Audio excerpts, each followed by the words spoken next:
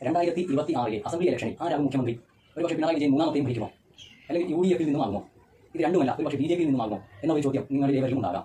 അത് ദൂരീകരിക്കുവാൻ വേണ്ടി ഞാൻ സംഖ്യാശാസ്ത്രത്തിലൂടെ പറയാൻ പോകുന്നു. അതിന്റെ മുമ്പായി സംഖ്യകൾ സംസാരിക്കും എന്ന ചാനലിലോട്ട് സ്വാഗതം. ഞാൻ സുനിൽ പാട്ട്, ആസ്ട്രോളജൻ, ന്യൂമറോളജിസ്റ്റ്. 2026 ആരാകും മുഖ്യമന്ത്രി എന്ന് നമുക്ക് നോക്കാം. 3 പേരുടെ പേരാണ് ഞാൻ പറയാൻ പോകുന്നത്. Rajeev Chandrasekhar BJP, Pinarayi Vijayan LDF, VD Satheesan UDF. ആദ്യം തന്നെ രാജീവ് ചന്ദ്രശേഖറിന്റെ ഡേറ്റ് ഓഫ് ബർത്ത് നോക്കാം. 31/5/1964. D number 4, C number 2, O number 9, missing number 7, 8, D number 4, C number 2 എന്ന സംയോജനം രാജീവ് ചന്ദ്രശേഖരന് അനുയോജ്യമായ ഒരു അവസ്ഥയിലല്ല. കാരണം 4 രണ്ടും ആന്റി നമ്പറുകളാണ്. ഇനി നമുക്ക് ഗ്രിഡ് നോക്കാം. ഗ്രിഡിൽ 4, 5, 6 എന്ന രാജയോഗം 1, 9, 5, 1 എന്ന രണ്ടാമത്തെ രാജയോഗവും രണ്ടും പൂർണ്ണമായ യോഗത്തിലുണ്ട്. ആയതിനാൽ ഗ്രിഡ് വളരെ ശക്തവും അനുകൂലവും പ്രബലവുമായ ഒരു ഗ്രിഡ് തന്നെയാണ് രാജീവ് ചന്ദ്രശേഖരന്റെ. ഇനി നമുക്ക് പേഴ്സണൽ ഇയർ നോക്കാം.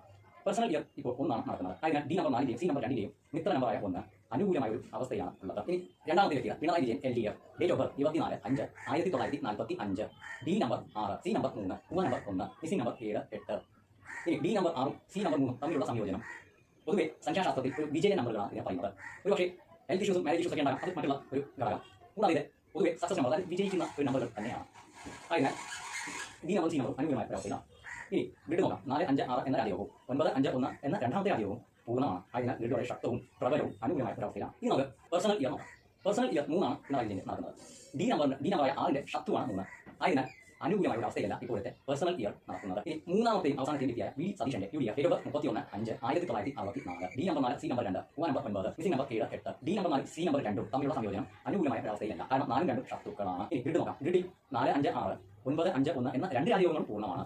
ആയതിനാൽ ഗ്രിഡ് വളരെ ശക്തവും അനുകൂലമായ ഒരു അവസ്ഥയിൽ തന്നെയാണ്. ഇനി പേഴ്സണൽ ഇയർ 1 ആണ് VD സതീശന്റെ നടക്കുന്നത്. ആയതിനാൽ പേഴ്സണൽ ഇയർ 4ന്റെയും D നമ്പറായ 4, C നമ്പറായ 2 അവരുടെ രണ്ടിന്റെയും ഇഷ്ട നമ്പറും അനുയോജ്യമായ ഒരു നമ്പറുമായ 1 തീർച്ചയായും പേഴ്സണൽ ഇയർ ഒരു അനുകൂല അവസ്ഥയിലാണ് VD സതീശനുള്ളത്. ഇതാണ് സംഖ്യാശാസ്ത്രത്തിന്റെ വിശകലനം. ഇനി ഇത്രയും വിശകലനത്തിൽ രാജീവ് ചന്ദ്രശേഖരനെ സംബന്ധിച്ചിടത്തോളം അതായത് BJP-യിൽ ഒരുപാട് മുന്നേറ്റങ്ങളാണ് കാണുന്നത്. അതായത് ഒരുപാട് മുന്നേറ്റങ്ങളാകാം. ഇതിൽ LDF-നും UDF-നും തമ്മിലുള്ള മത്സര ബീജമായിരിക്കും കൂടുതൽ ശക്തമായി കാണുന്നത്. അത് ഇഞ്ചോടിഞ്ച് മത്സരം തന്നെ പ്രതീക്ഷിക്കാം. കൂടാതെ കപ്പിനും ചുണ്ടിയും ഇടയിലുള്ള മത്സരമായി കാണാം. അതിൽ എന്റെ അഭിപ്രായത്തിൽ UDF-ന് അല്പം സാധ്യത കൂടുതലാണ്. ആയതിനാൽ 2026 UDF-ൽ നിന്നും മുഖ്യമന്ത്രി ആകാനുള്ള സാധ്യത ഉണ്ട്. ഇനി ഇത് ഞാൻ പറയുന്നത് ഡേറ്റ് ഓഫ് ബർത്തിന്റെ അടിസ്ഥാനത്തിൽ മാത്രമാണ്. എനിക്ക് രാഷ്ട്രീയത്തെ കുറിച്ച് അത്ര അറിവൊന്നുമില്ല. ഈ വീഡിയോ നിങ്ങൾക്ക് ഇഷ്ടപ്പെടുന്നതായിരുന്നു. ലൈക്ക് ചെയ്യുക, ഷെയർ ചെയ്യുക, സബ്സ്ക്രൈബ് ചെയ്യുക, ബെൽ ബട്ടൺ അമർത്തുക. അടുത്ത വീഡിയോ